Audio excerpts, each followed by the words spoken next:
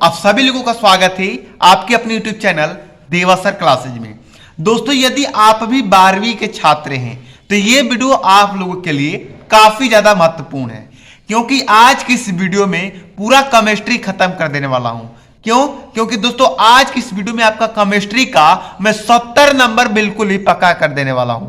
मैं आपको केमिस्ट्री का 100 ऐसे टॉपिक बताने वाला हूं। यदि आप इन 100 टॉपिक को पढ़ लेते हो तो इससे एक भी बाहर आपके एग्जाम में नहीं पूछा जाएगा। ये मेरा 100% का गारंटी है। ठीक है, अब आप कहोगे कि सर 100 टॉपिक बहुत ज्यादा हो गया, हम कम से कम समय में तैयारी कैसे कर पाएंगे? तो मैं आपको बता दूं कि मैं वीडियो को लास्ट में बताऊंगा कि इन 100 टॉपिक में बताने वाला हूं, इसका कम से कम समय में आप कैसे तैयारी करो। ठीक है, सबसे पहले हम इन टॉपिकों को देखते हैं। देखिए, सबसे पहला टॉपिक है ठोस अवस्था की परिभाषा। यह आपके एग्जाम में काफी ज्यादा इंपॉर्टेंट है, क्योंकि ये पहला चैप्टर है और इसका पहला टॉपिक है, तो इसे आपको पढ़ना ही पड़ेगा।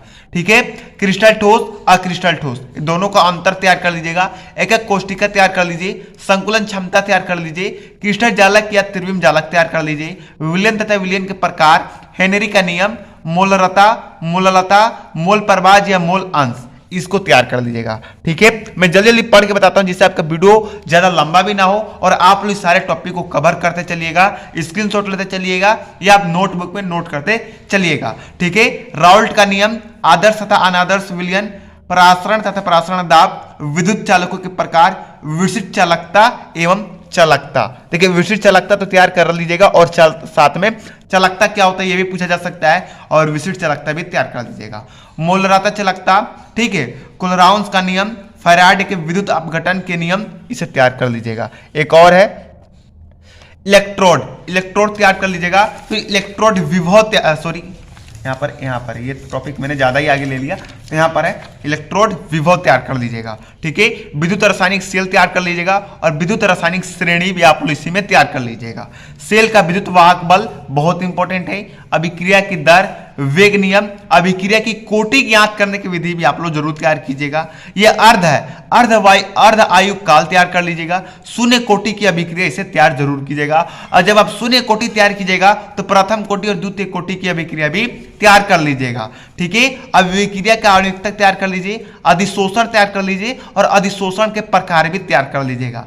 कैसे पूछा जा सकता है कि अधिशोषण क्या है, अधिशोषण के प्रकारों को स्पष्ट कीजिए, तो आप इन दोनों को तैयार कर लीजिएगा। उत्प्रेरण तैयार कर लीजिए, कोलाइड तैयार कर लीजिए और कोलाइड विलयन का वर्गीकरण तैयार कर लीजिएगा। ठीक है, पेटीकरण तैयार कर लीजिए, अपवहन तैयार कर लीजिए और टिंडल प्रभाव तैयार कर लीजिएगा। ब्राउनी गति तैयार कर लीजिए, संकंदन अथवा उड़न तैयार कर लीजिएगा। ठीक है, अब देखिए अगला जो टॉपिक उसे देख लीजिए, हार्डी सुलजे का नियम तैयार कर लीजिए, रक्षी कोलाइड तैयार कर लीजिए। ठीक है, अब देखिए अगला जो आपका टॉपिक है वो स्वर्ण संख्या तैयार कर लीजिए, नाइट्रोजन परिवार के तत्व तैयार कर लीजिए, हैबर विधि द्वारा अमोनिया का निर्माण तैयार कर लीजिए। ठीक है, तो ये काफी इंपॉर्टेंट आपके एग्जाम के दृष्टि से। अष्टवाल्ड विधि द्वारा नाइट्रिक अम्ल का निर्माण तैयार कर लीजिएगा। ठीक है, अब आपका जो समूह 16 है के तत्व है ना, जो ऑक्सीजन का परिवार कहलाते हैं, इसे भी आप लोग तैयार कर लीजिएगा। सल्फर डाइऑक्साइड के बारे में कुछ पढ़ लीजिएगा। संपर्क विधि द्वारा सल्फ्यूरिक अम्ल का निर्माण जरूर तैयार कीजिएगा।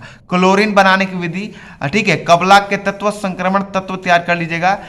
ठीक है, लेनथाइड तथा एक्टिनाइड तैयार कर लीजिएगा। उप संयोजन यौगिक और उप संयोजन यौगिक का नामकरण भी तैयार कर लीजिएगा।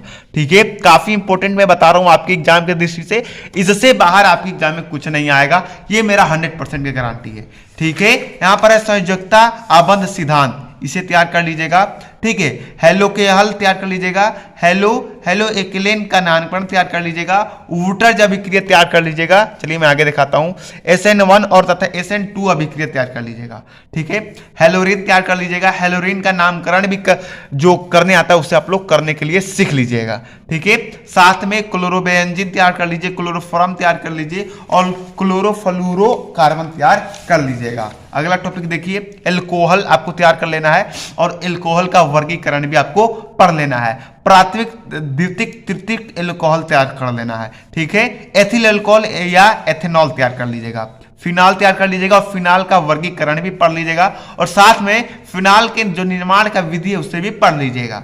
ठीक है, ईथर तथा इथरो का वर्गीकरण करना भी सीख लीजिएगा, इथरो का नामकरण भी करना सीख लीजिएगा और इथरो के निर्माण की विधि भी सीख लीजिएगा, पढ़ लीजिएगा। ठीक है, डाईएथिल ईथर बनाने की विधि इसे जरूर पढ़िएगा आप लोग। ठीक है, एल्डिहाइड एवं कीटोन का नामकरण भी आप लोग जरूर पढ़िएगा। ठीक है, कार्बोक्सिलिक अम्ल का वर्गीकरण, कार्बोक्सिलिक का नामकरण भी ये सब पढ़ लीजिएगा। ठीक है, जो बता रहा हूं बस वही पढ़ना है, इससे ज्यादा आपको कुछ नहीं पढ़ना है, इससे ज्यादा आपको कुछ भी नहीं पढ़ना है। ठीक है, सीमट अभिक्रिया तैयार कर लीजिए, नाइट्रो यौगिक तैयार कर लीजिए, फार्मिक अम्ल तैयार कर लीजिए और नाइट्रोबेंजीन तैयार कर लीजिए, एथिल एमीन बनाने की विधि तैयार कर लीजिए, डाइएंजीनियम लवण और कार्बोहाइड्रेट मालिश परीक्षण तैयार कर लीजिएगा। ठीक है, स्क्रीनशॉट लेते चलिएगा इस सबका आप लोग। ठीक है, डाइसेराइड, पॉलीसेकेराइड और सेलुलोस। ठीक है, क्या है? सेलुलोस है। एमिनो अम्ल, प्रोटीन, डीएनए तथा आरएनए का फुल फॉर्म तैयार कर लीजिएगा, इनके बीच में अंतर तैयार कर लीजिएगा।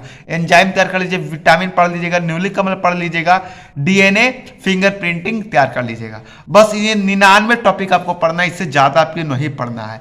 और जो 100 टॉपिक है, सब्सक्राइब माई चैनल, इस चैनल को सब्सक्राइब कर लेना है।